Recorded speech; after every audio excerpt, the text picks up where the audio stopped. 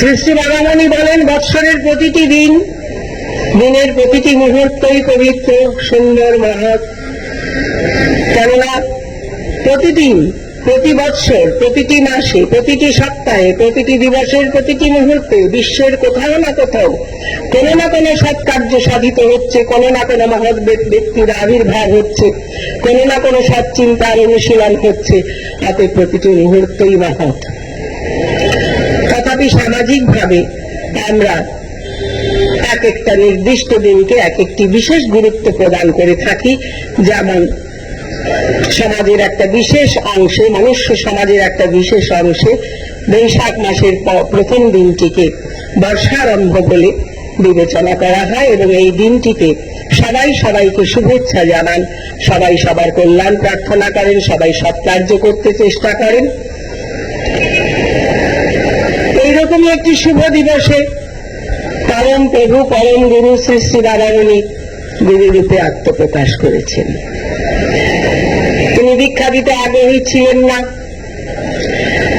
তিনি সকলের আত্মোন্নতির পথ বলে দিতে আগ্রহী ছিলেন। কিন্তু বিশেষ পরিস্থিতিতে সিদ্ধান্ত নিলেন দীক্ষা প্রদানের এবং দীক্ষা প্রদান আরম্ভ হল। শ্রী শ্রী বাবামণি বললেন, ভরত কাকা, আমি যদি তোমাকে বলি তুমি কি এই মন্ত্র উচ্চারণ করবে? ভরত কাকা বললেন, নিশ্চয়ই করব। তুমি বলো, আমার প্রাণ যায় যাক, আমার জীব খসে পড়ে পড়ুক, তবে তুমি যদি আমাকে বলো উচ্চারণ করতে, তাহলে আমি এই মন্ত্র অবশ্যই উচ্চারণ করব। শ্রী শ্রী বাবামণি মন্ত্র উচ্চারণ করলেন এবং ভরত কাকা তার সঙ্গে সঙ্গে মন্ত্রটি গাইতে গাইতে ঘর থেকে বেরিয়ে গেলেন। এই দৃশ্যটি আছে, এটি সত্য তথ্য। তাহলে ভরত কাকা সেই বয়সে দীক্ষা দিয়েছিলেন বাবামণি তাকে। তিনি আমাদের সম্ভবত তিনি আমাদের জ্যেষ্ঠতম গুরু ভ্রাতা এবং শ্রদ্ধেয় প্রণম্য। প্রচলিত নিয়ম অনুযায়ী পয়লা বৈশাখে এক শুভ নববর্ষের দিনে শ্রী শ্রী বাবামণি দীক্ষা প্রদান আরম্ভ করেন। কিন্তু এইখানে প্রশ্ন আমাদের জানা উচিত এইটা, দীক্ষা তো আমরা গ্রহণ করলাম, নিজেরা আগ্রহ করে এসে শ্রী শ্রী বাবামণির কাছে দীক্ষা গ্রহণ করেছি। যে মহামন্ত্র যুগ যুগ তপস্যার পর ঋষি মুনি তপস্বী এবং দেবতারা লাভ করেছেন, তারপর সেই মহামন্ত্র দিয়ে নূতন করে সাধন করেছেন, সেই মহামন্ত্র বিনা আয়াসে, বিনা পরিশ্রমে লাভ করেছি। শ্রী শ্রী বাবামণি সবাইকে ব্রাহ্মণত্ব প্রদান করেছেন।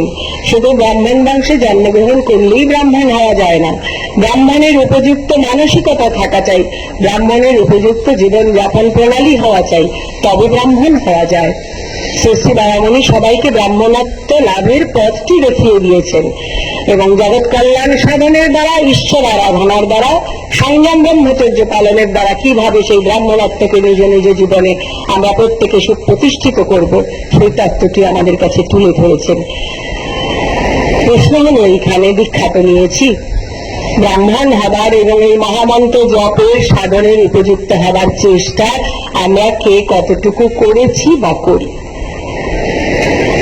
আজ থেকে আমরা একটু আত্মবিশ্লেষণ আবার নতুন করে করি এবং শ্রী শ্রী বাবামণির যা আকাঙ্ক্ষা, তিনি যা চেয়েছেন বিশ্বের প্রতিটি মানুষকে ব্রাহ্মণত্বে সুপ্রতিষ্ঠিত করে, প্রতিটি মানুষকে ব্রাহ্মণ করে তিনি শ্রেষ্ঠ মানব জাতি গঠন করবেন, সেই কাজে সবাই মিলে একটু সততা সহকারে অগ্রসর হই, আত্মবিশ্লেষণ করি এবং শ্রী শ্রী বাবামণির সংযম ব্রহ্মচর্য, জগৎ কল্যাণ সাধন ও ঈশ্বর আরাধনা, এই তিনটিকে একত্র করে নিয়ে পথ চলার চেষ্টা করি। নতুন করে আজকে নতুন বৎসরের প্রারম্ভে আমরা আবার সেই সংকল্প সকলে মনে মনে করি এবং পরম প্রভু শ্রী শ্রী বাবামণির কাছে প্রার্থনা করি, তিনি করুণা করে আমাদের শক্তি দিন, আশীর্বাদ করুন, আমরা যেন তার ঈপ্সিত ভাবে জীবনযাপন করতে পারি, তার ঈপ্সিত ভাবে কর্ম এবং চিন্তা জগতে বিচরণ করতে পারি। পরম গুরু, পরম প্রভু, পরমারাধ্য শ্রী শ্রী বাবামণির শ্রীচরণে সকলের সুস্থ সুদীর্ঘ গৌরবময় আনন্দময় সাফল্যমণ্ডিত জগৎ কল্যাণকর এবং ঈশ্বর আরাধনাময় জীবন প্রার্থনা করি। সকলের জীবন সুখময় হোক, শান্তিময় হোক, গৌরবময় হোক, আনন্দময় হোক, জগৎ কল্যাণ সাধনে সার্থক হোক এবং ঈশ্বর সাধনে, ঈশ্বর উপলব্ধির দ্বারা সমগ্র জীবনটি গত জন্ম এবং আগামী জন্ম শুধু নিজের নয়, নিজের পরিবারের, নিজের গোষ্ঠীর, নিজের সংঘের এবং সমগ্র মানব সমাজের সকলের জন্ম সার্থক হোক, পবিত্র হোক, সুন্দর হোক।